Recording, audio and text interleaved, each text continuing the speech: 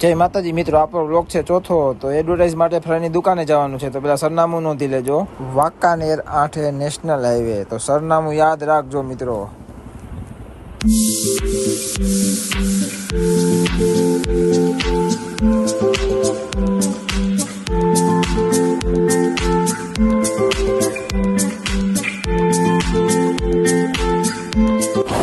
આગળ જતા શિવશક્તિ હોટલ આવે છે, ત્યાંથી ડાબી બાજુ વણાકવારી જવાનું. તો ચાલો હવે જઈએ.